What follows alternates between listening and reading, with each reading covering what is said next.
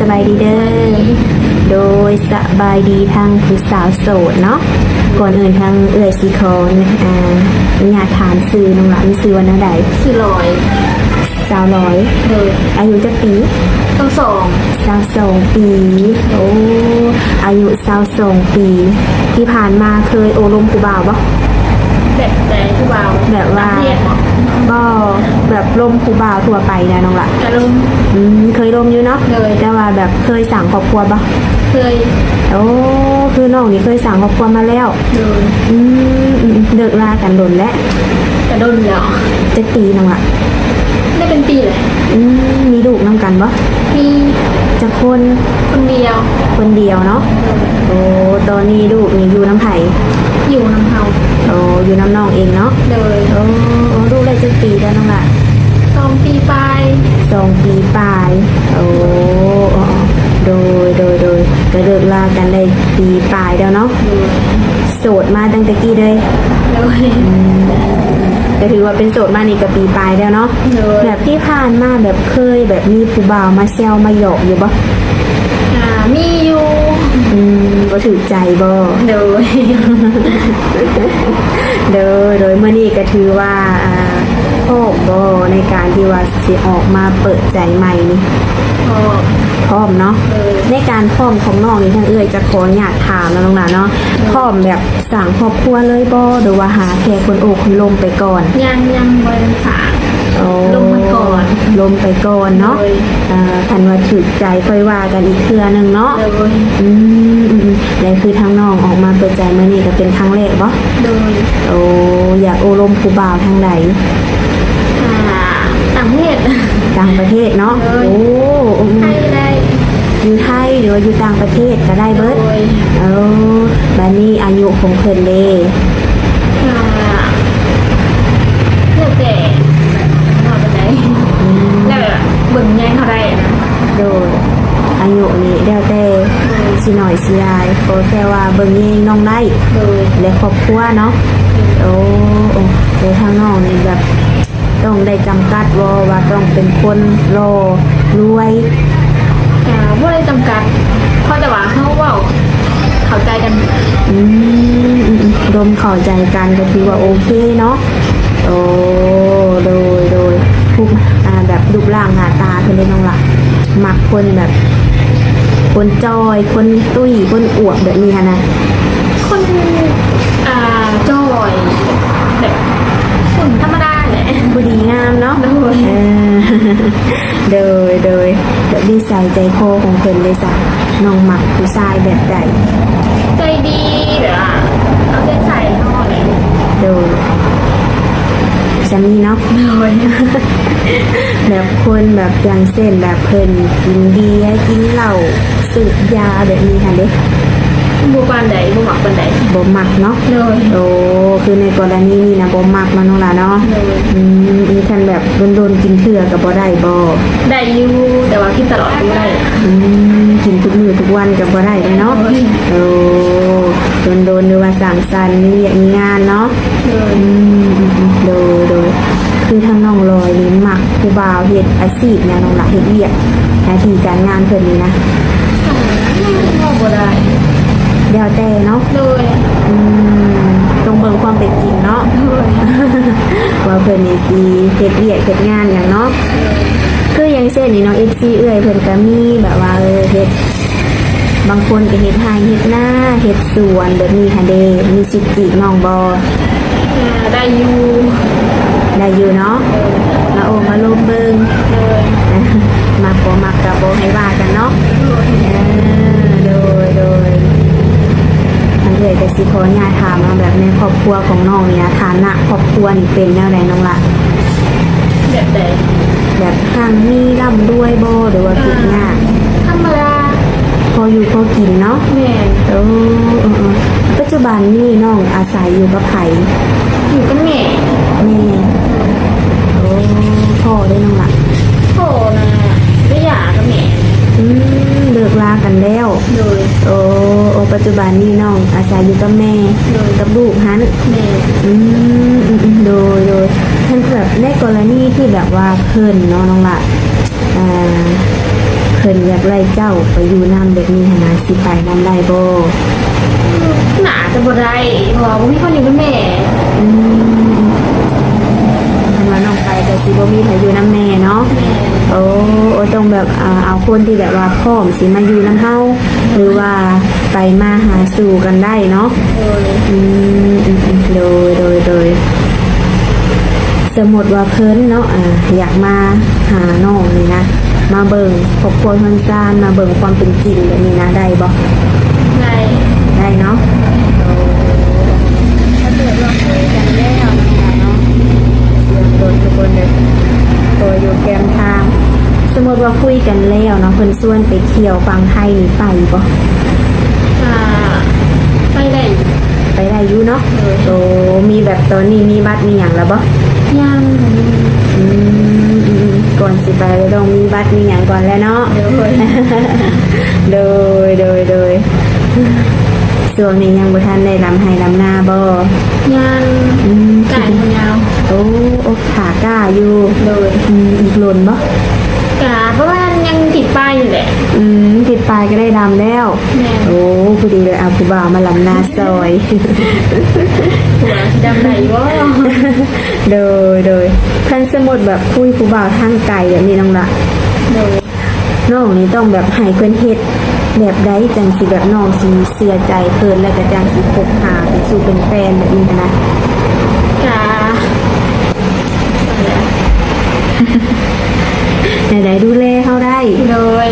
มันแย่งเขาได้เลย โดยจริงใจซื่อสัตย์ โดย ทางตัวหน้าได้รับหลังเนาะโอ้บ่แบบบ่นอกดูนอกทางหรือว่าบ่เจ้าชู้เนาะหรือว่ามักคนเจ้าชู้มักอยู่บ่ เลยฮะกับแซวน้องเป็นเด็ก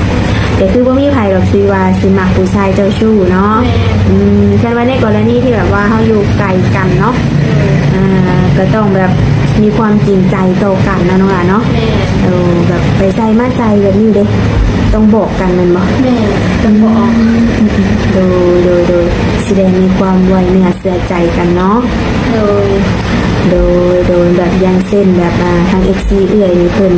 ค่อนข้างว่าเป็นข้อห้างข้อหมายได้น้องละคือทางน้องนี่สิโอเคอยู่ปะ จะโอเคอยู่ โอเคเนาะโดยแบบอายุเพิ่นกันค่อนข้างว่าหลายอยู่ได้น้องละเลยหา60แบบนี้ค่ะนะ แต่ได้อีกแล้วอ่ะดูแลเขาได้ หลักๆก็คือขอแค่ความดูแลเนาะ โดย โอ้ดูแลตัวถึงก็ถือว่าคบหาได้เนาะและสมมติว่าเนาะโอ้ร่วมกันเนาะน้องหลานเนาะคือท่านน้องนี่สิร่มประมาณจักเดือนจังสิตัดสินใจแบบคบหาเป็นชู้เป็นแฟนเปิดเผยแบบนี้หั้นนะ เดือน เดือนหนึ่งโอ้ถือว่าเวลานี่บสั่นแล้วก็บไวเนาะคืออยู่กลางๆเดือนหนึ่งนี่ก็ถือว่าฮู้จักนิสัยกันแล้วเนาะมักคนใจห่อนใจเย็นน้องหละ ใจเย็น ใจเย็นเนาะคือทั้งน้องเองนี่ใจห่อนใจเย็น ใจฮอดเลย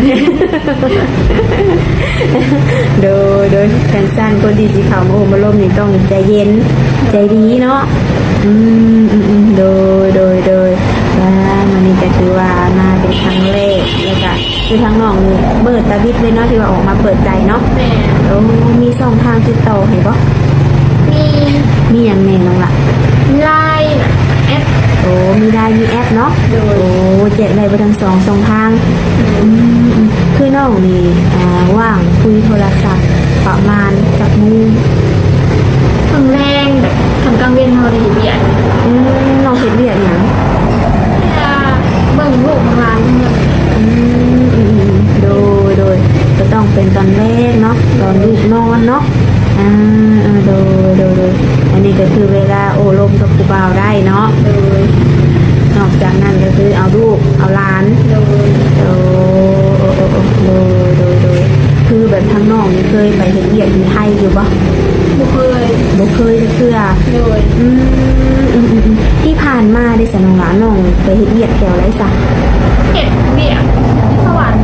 เคยไปแต่อยู่สวรรค์ เคยไปได้อยู่สวรรค์เนาะ โดย โอ้อยากไปอยู่บ่เห็นเรียกอยู่ไทย ก็อยากไปแต่ว่าคือสิบุวิธีได้ ไปอยู่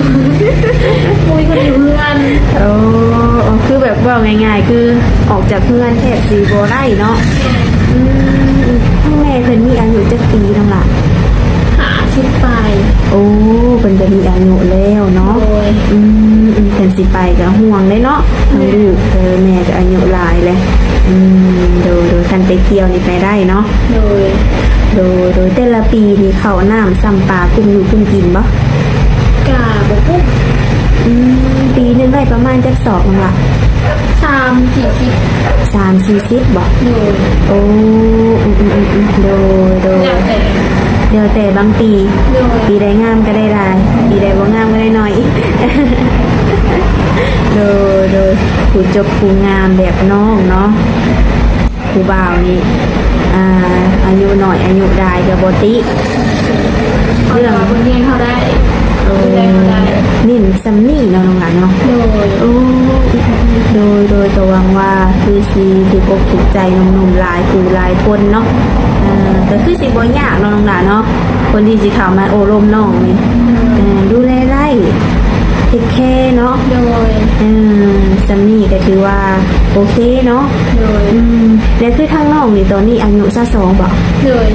และคิดว่าอายุประมาณเท่าใดจึงสิสร้างครอบครัวอีกเทื่อหนึง บ้านสหาสมุทรเลย 25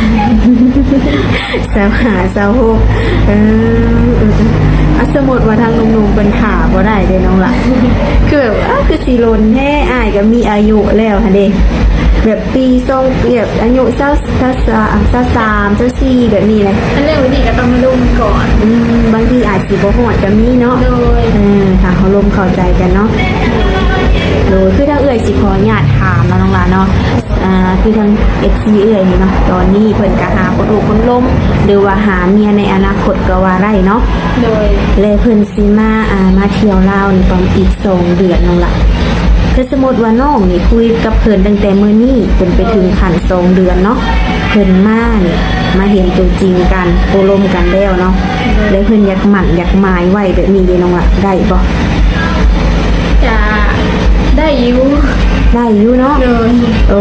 แบบหมั่นมาอีหยังแล้วเพิ่นก็กลับไปเฮ็ดเวียกเฮ็ดงานของเพิ่นแบบนี้เด้ก็คือได้เนาะ โดย เวลา2 เดือนถ้าว่าเพิ่นพิสูจน์ให้เฮาเห็นเนาะว่าเพิ่นสามารถซัพพอร์ตเฮาดูแลเฮาได้เนาะ โดย ก็ถือว่าคันมาแล้วหมั่นหมายไว้ก็คือได้เนาะ โดย วันนี้ค่ะสินสดอยู่บ้านน้องเด็กประมาณเท่าไหร่ ประมาณเป็นเงินบาทบอก โดยเงินบาทเงินกีบก็ได้นั่นล่ะ กาแสนบอก ประมาณแสนบาทบ่มีคำบ่ มี คำจักบาท คำ2 บาท คำ2 บาท โดย เงิน100,000คำ2 บาท